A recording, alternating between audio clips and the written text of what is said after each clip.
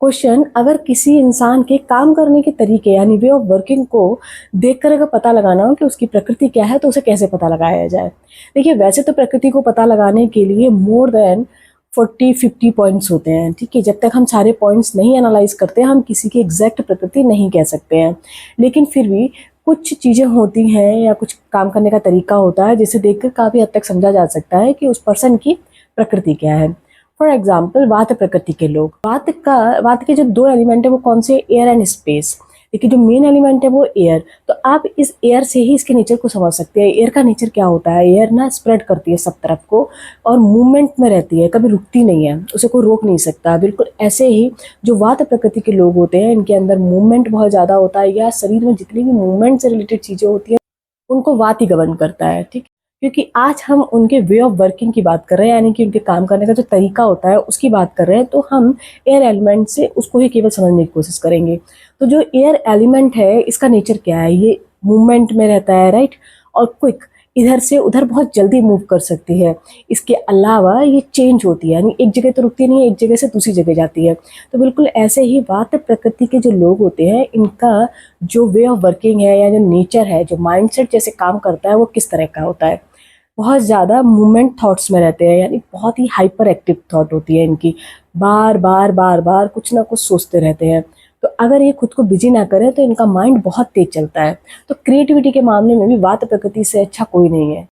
इनका जो माइंड है वो बहुत तेज काम करता है, इसी वजह से इनको आइडियाज़ भी बहुत नए नए आते हैं, क्योंकि हाइपर एक्टिव माइंड है तो एक तरफ रुकता नहीं है, बार बार इधर से उधर उधर से उधर कुछ ना कुछ उनके दिमाग में चलता ही रहता है।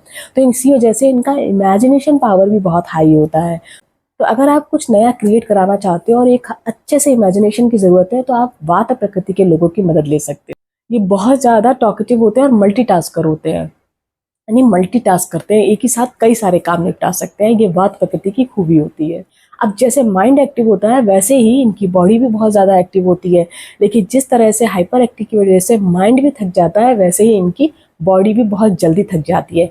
यानी ये फिजिकली बहुत एनर्जेटिक होते हैं, agile agile I mean to say कि बहुत ही फुर्तीले होते हैं, बट उतनी ही जल्दी ये टायर्ड यानी थक जाते हैं। जितनी तेजी से इनके अंदर एनर्जी आती है उतनी ही तेजी से ये डाउन भी हो जाती है, एक स्टेमिना के साथ कंटिन्यूएशन में नहीं रहती है।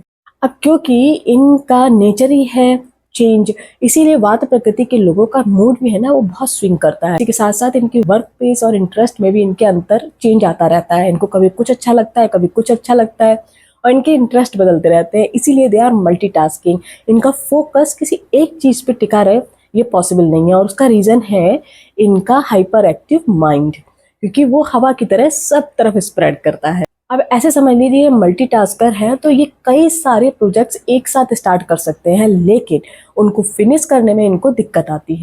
तो इनको अपनी लाइफ में वैरायटी तो चाहिए है, पर उस चीज़ पे स्टिक रहने के लिए इनको चाहिए कि वो अपने रूटीन को फॉलो करें, क्योंकि अगर वात प्रकृति के लोग रूटीन फॉलो नहीं करते हैं तो वो कोई भी प्रोजेक्ट को या मतलब कोई भी काम को पूरी तरह से फिनिश नहीं कर पाते हैं, और एक काम खत्म होने से पहले ही उनको दूसरे काम में इंटरेस्ट आने लगता है।